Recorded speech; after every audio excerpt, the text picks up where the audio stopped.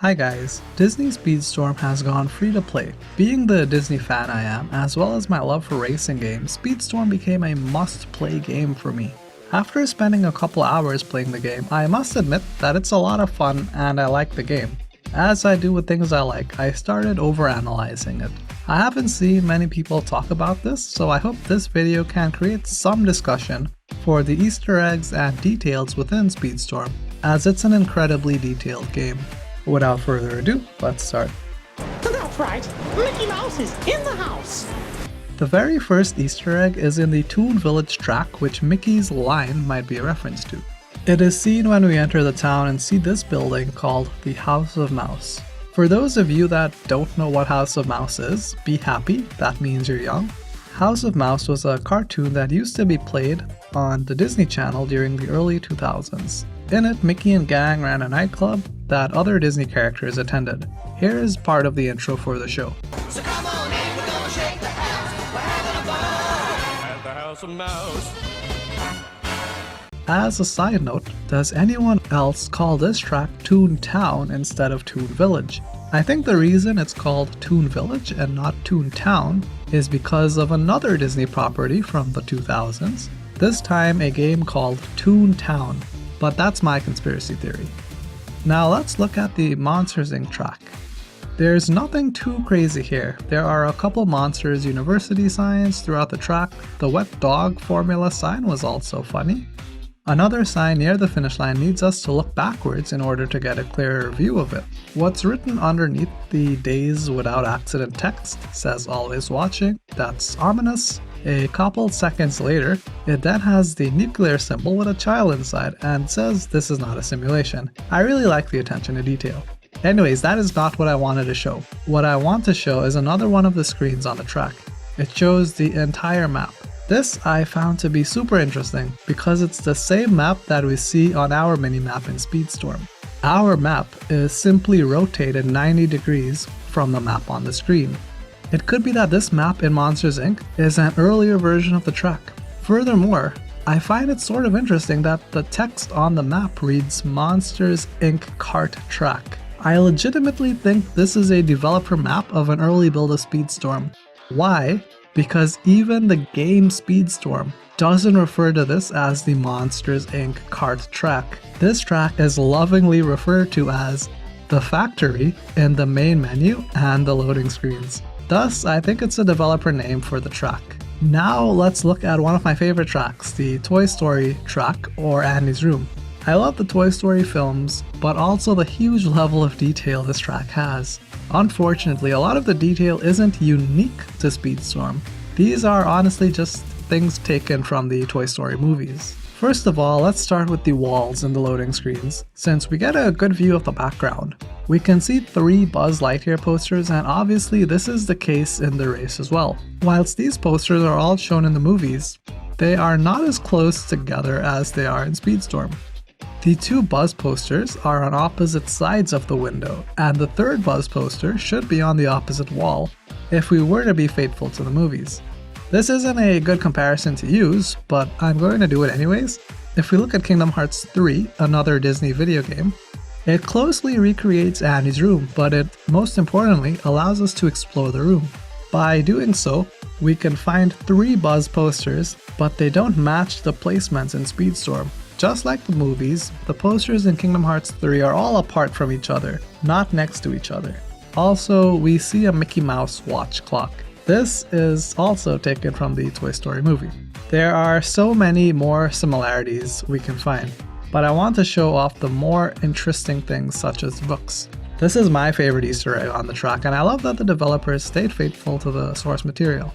Eventually we will drive next to a bookshelf, and each one of these books is a reference to Pixar. Like seriously, if we look at the Toy Story film, these are the same books that appear. Sadly, there are less books on the Speedstorm bookshelf, but I'm still happy for the references. Starting with this blue book called Scooter Run, that's literally just a reference to the Pixar office because they would race around their office on scooters. On top of Scooter Run, there's a book called Ads and Bee Go on Vacation. That's straight up a book that exists in the real world. You can go to Amazon.com right now and buy it. Not that I'm sponsored. Apparently that book was important to many children back in the day, so it was placed in the Toy Story movie, despite not being a Disney or Pixar property. Now we are in the lightning round as we're going to cover 3 books. For Feet First on the far left, Pale Cowboy on the right, and Help the Planet next to Pale Cowboy, these 3 aren't real books. However, Speedstorm didn't make them up. These are all 3 books that appeared in the Toy Story film. Funnily enough, these 3 books are all on the lower shelf in Toy Story. Lastly, we have 2 more books, Tin Toy and Red's Dream. Tin Toy is real, it's one of Pixar's first films to win various awards, and Red's Dream is literally one of Pixar's first films. And of course, we could see these books in Toy Story. That's it for the bookshelf. I hope I haven't lost you guys yet because I haven't shown anything unique to this track. Everything I've showed deals with how faithful the track is to the movie. As for what's new, let's look at the inside of the book we drive through. But before that, there's a book I forgot to mention on the right. It's called Knick Knack, which is another book behind Woody and Toy Story. Anyways, when driving through the book, you'll notice some text. These words seemingly appear random, but that is if you didn't waste the last couple of minutes with me learning about the book titles. I have cracked the code as to what this gibberish means. First thing we must do is look at them from a different and wider angle. This way we can read more of the words because that'll make it much easier to decipher. Gameloft was kind as they put commas at the end of some words, so it makes it easier to decipher. The commas are really important to help crack the code. The secret is that these are all the book titles I just showed you guys. Right underneath the 148 timer, that's the Feet First book. After that would be the Red's Dream book. Underneath is Help the Planet, followed by Pale Cowboy. And underneath that is Scooter Run and Tin Toy. The last words in that paragraph before the same paragraph repeats is Man Band. Again, this shouldn't mean anything to you if you haven't studied the bookshelf. In fact, Man Band isn't even on the bookshelf. If we look closely at the picture, and I apologize as this is very hard to read, the full title is One Man Band, not Man Band. What's interesting about One Man Band is that whilst it's another Pixar film, it was made after Toy Story 1 and after Toy Story 2. That makes it the first reference that has ever been made to One Man Band in any Toy Story product, or at least when looking at video games, which is pretty cool. Lastly, I found a typo in the game, big stuff.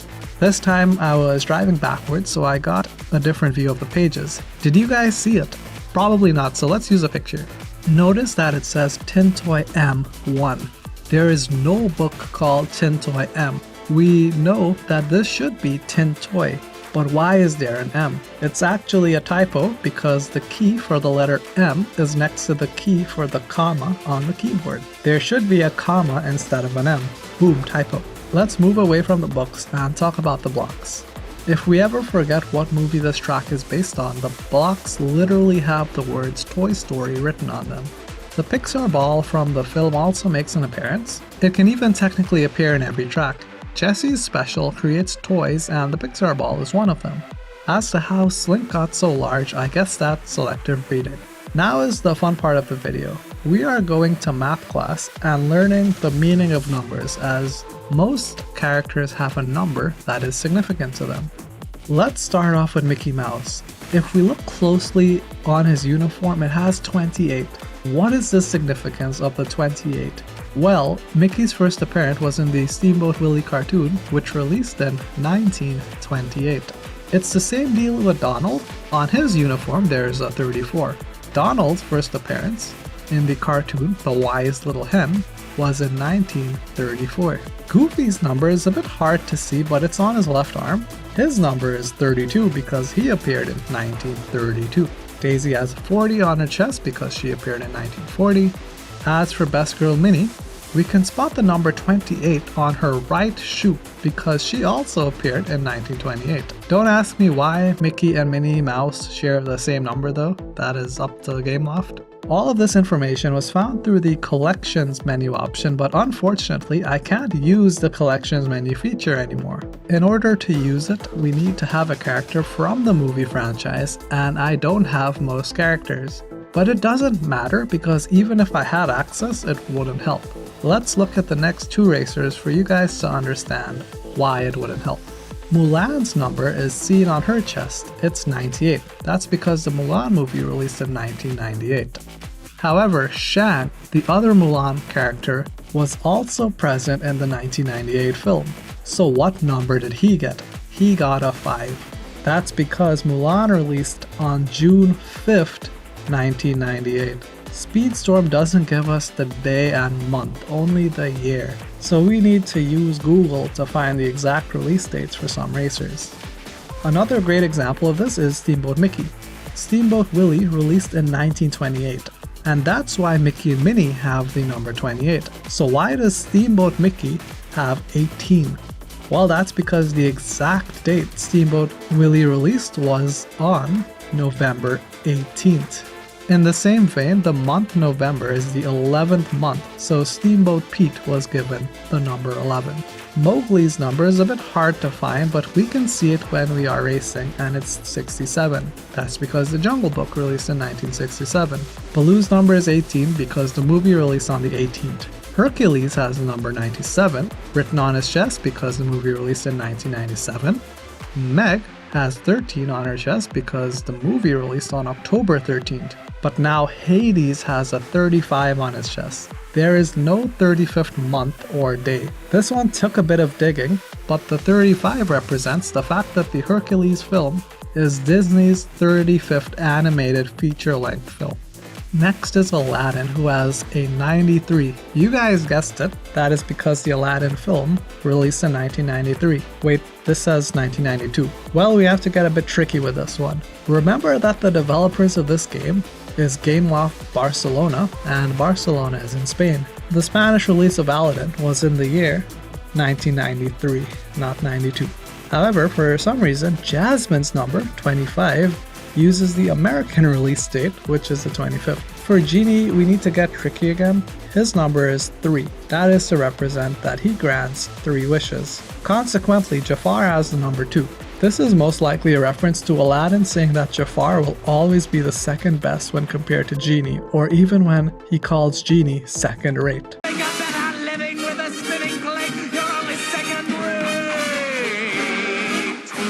Belle has a 91 for 1991, Beast has a 22 for the 22nd. As for our third Beauty and the Beast character, Gaston, he has a 27. I have no idea what that represents. If you know why he has a 27, leave a comment. Lilo has a number 2 because Lilo and Stitch released in 2002. Stitch has the number 626 because he is Experiment 626. For those of you unfamiliar with Lilo and Stitch, here's one of the games for Lilo and Stitch, literally named Experiment 626 after Stitch. Similar to Stitch, Angel, Experiment number 624, has her experiment number the same as her eraser number. Jumba's number 7 is interesting as it doesn't refer to anything within the Lilo and Stitch franchise. It literally refers to the amount of films and shows the series has. To begin, there are 4 Lilo and Stitch films. Now we need to look at the shows. Firstly, there's the Lilo and Stitch TV series. Secondly, there's this Japanese anime literally called Stitch, with Stitch wearing this cloth on his head. Thirdly, there's another anime called Stitch and I. Those 3 TV shows plus the 4 movies make 7, which is what the number 7 on Jumba's uniform represents. Gantu's number 47 is a reference to Lilo and Stitch being the 47th theatrical animated film released by Disney. Moving on to the Monsters Inc. series, things will get a bit easier for a bit. Sully has the number 1 because Monsters Inc. released in 2001. Likewise, Mike has a number 2 because it released on the 2nd. Randall has a 44, I don't know why, please tell me in the comments. Celia May has a 45, referring to the fact that Monsters Inc. is Disney's 45th animated theatrical release. Buzz has a 22 because it released on the 22nd. Bo Peep, funnily enough, has a 93, which obviously represents 1993. But this is before the first film even released, so what could it mean? The 93 represents the Black Friday incident where Pixar showed the first half of the Toy Story film to Disney executives, and the film got such a poor response that it almost killed Toy Story. Jesse has the number 33. This was another hard one as it deals with Toy Story 3 being Pixar's 33rd film released. Jack has 28 because Pirates of the Caribbean released on the 28th. Elizabeth has an 8 representing the pieces of 8. Finally, as of the making of this video, our last character is Figment, who has an 83 for the release of his attraction in Disneyland, releasing in 1983. Figment himself is a small purple dragon and mascot of the Imagination Pavilion at the Epcot theme park at Disney World. For those of you that don't know, Figment is the only character as of the making of this video that is not necessarily a movie character to appear in Speedstorm, since he's a mascot. That's my segue to talk about Disneyland references in Speedstorm. The first being from the Pirates of the Caribbean track. At the starting line, you'll see this Jolly Roger. It's wearing a pirate hat and eye patch. If we look at the Jolly Rogers from the Pirates of the Caribbean media, none of them will match the Jolly Roger we see in Speedstorm. That's because the Jolly Roger is from Disneyland, not the films. I don't have actual footage of the Jolly Roger from Disneyland, but hopefully this picture from the Pirates of the Caribbean wiki will be enough to convince you guys that this is a Disneyland reference. Next up, we have the Beauty and the Beast themed track. I like the track as it has a couple cool paintings, one of which is literally Belle and Human Beast. There's even a painting of the rose next to the literal rose, which is in a huge glass container. The rose in the glass container, in contrast, has had some major GMO drugs injected into it, as it's gigantic relative to its size in the movie, or an actual rose. Anyways, the Disneyland reference is the Teacups obstacle, which closely resembles the teacup rides in Disneyland. With that, those are 5 useless details in Disney Speedstorm. Before I end the video, I do have a bonus entry for the Lilo and Stitch track. Since I was a kid, I've always loved Lilo and Stitch and wanted to cover the Easter eggs that I thought were cool. The first thing is the gas truck in the Volcano National Park. This is literally a reference to the movie where Stitch drives the gas truck into a volcano, blows it up, and then gets propelled into the air to save Lilo.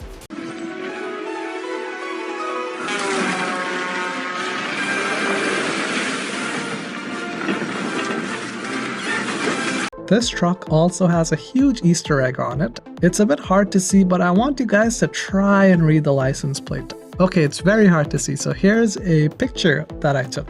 Notice it says A113. This is because the license plate in the Lilo and Stitch film has A113. For those of you that aren't big Disney nerds, A113 is a Pixar reference that has appeared in most, if not all, Pixar films. So Lilo and Stitch made a reference to that, and now Disney Speedstorm is making that same reference. Finally, and this is just me being me, but this track is located in the Hawaiian island Kauai. However, Kauai does not have any active volcanoes, especially a Volcano National Park. The island that has Volcano National Park is the big island that is called Hawaii. I also just want to gush about the objects on the track for a bit. All of the tracks have specific objects from their movies. For example, in Agrabah, we will see the Scarab Beetle and the treasure pile, which speeds us up and slows us down respectively. Kauai is the same. There is a rocket object which, if we touch, slows us down, as it's an obstacle. This is the same rocket that Lilo and Stitch ride in the movie. There's also the records and music equipment that boost us if we touch it. This is a reference to this heartwarming scene where Lilo and Stitch listen to music. I hope that you guys enjoyed this video. There are still a ton of things left to discover and probably a ton of things that I missed in the tracks that I did cover. This video is not meant to be a definitive list of Easter eggs, it just shows off some of the cool things that I found. Please tell me if there is anything that I missed, or just your thoughts on the game. Again, I really liked Speedstorm and hope this game is successful. I'll definitely keep playing this game, especially at the start of each new season. I have a lot of thoughts on the microtransactions, but I'd like for us to try to appreciate the work GameLoft put into this game and not the monetization strategies. I also want this game to be successful for my own selfish reasons, as I literally want Sora to be in Speedstorm. I do plan to make another details video in the future, but not for a while. Maybe when the next season releases or I have enough details to make another video. Please do the stuff the algorithm likes, and I'll see you guys next time. Thank you for watching.